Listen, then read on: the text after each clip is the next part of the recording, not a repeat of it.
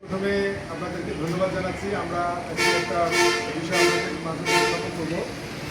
আমাদের জেলা গোয়েন্দা শাখা পদ্মা সেতুতে যে আমাদের টিম রয়েছে, এই পদ্মা সেতু গোয়েন্দা টিম অভিযান চালিয়ে 5টি চোরাই মোটরসাইকেল উদ্ধার করেছে এবং এই মোটরসাইকেল উদ্ধার করতে গিয়ে আবার 1100 পিস ইয়াবা এবং 2 কেজি গাঁজা উদ্ধার করেছে। সেই সংক্রান্ত আমরা একটা বিবরণী আপনাদেরকে দেখেছি। প্রথমে আমি জেলা প্রশাসক সবাইকে স্বাগত জানাচ্ছি এবং ধন্যবাদ জানাচ্ছি। আপনারা আমাদের ডাকে গুরুত্বর সহিত আপনারা এসেছেন, এই জন্য ধন্যবাদ জানাচ্ছি। আমি ঘটনাটার একটু সূত্রপাতটা বলি যে আমরা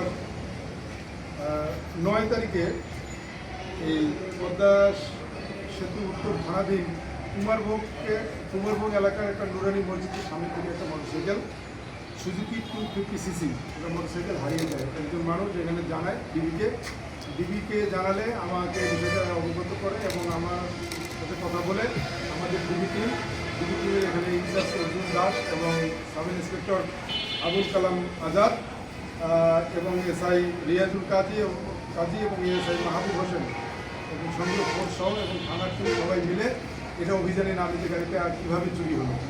তো গাড়িটা কীভাবে চুরি হলো সেই সূত্র ধরে আগাতে থাকে এবং 12 তারিখ গতকাল রাত 12:30টার সময় সুমন নামে একজন তাকে গ্রেপ্তার করে নারায়ণগঞ্জের নিতাইগঞ্জ। ওনাকে যখন ধরা হয়, ওনাকে জিজ্ঞাসাবাদ করলে তার হেফাজত থেকে এই যে হারানো গাড়ি সজীবের যে হারানো সুজুকি 250cc এই গাড়িটি তার হেফাজত থেকে উদ্ধার করা হয় এবং জিজ্ঞাসাবাদে সে জানায় যে সে হৃদয় দেওয়ান নামে একজনের কাছে এই গাড়িটা কিনেছে। হৃদয় দেওয়ান। তখন আমরা হৃদয় দেওয়ানকে গ্রেপ্তারের জন্য, হৃদয় দেওয়ান কোথায় আছে তাকে গ্রেপ্তারের জন্য আমাদের অভিযান শুরু হয়। পরবর্তীতে হৃদয় দেওয়ানকে আমরা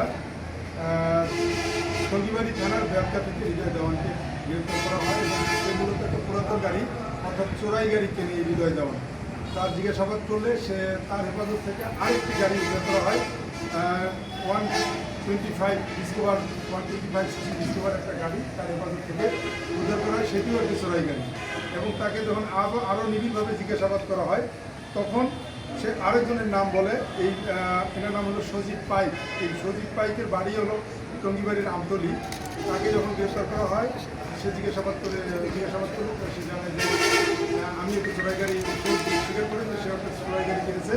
এই চোরাই গাড়িটা হলো হাং 150cc, সেই গাড়িতেও আমরা উদ্ধার করি এবং পরবর্তীতে এই যে চোরাই গাড়ির যে গ্যারেজের মালিক হৃদয় দেওয়ান তাকে আরও নিবিড়ভাবে আমাদেরকে জিজ্ঞাসাবাদ করতে থাকে এবং তার দেওয়া তথ্য মতে গোয়ালি মান্দ্রা থেকে একটা জুই নামে একটা টেইলার্সের দোকানের পিছনে থেকে আরও 2টি গাড়ি পালসার 150cc, একটি কালো রঙের এবং একটি লাল রঙের আরও 2টি গাড়ি, সর্বমোট এই একদিনেই মোট 5টি গাড়ি আমরা চোরাই গাড়ি উদ্ধার করেছি। আপনারা দেখেছেন 5টি গাড়ি উদ্ধার করেছি এবং এই কাজটা করতে গিয়ে আমাদের যখন অভিযানটা চলে তখন আকস্মিকভাবে আমরা আশেপাশের দোকানগুলো, আশেপাশের বাড়িগুলো একটু সার্চ করা ঠিক করে আপনারা জানেন যে গোয়ালিগঞ্জের বিরুদ্ধে একটু নাটকের প্রভাব রয়েছে।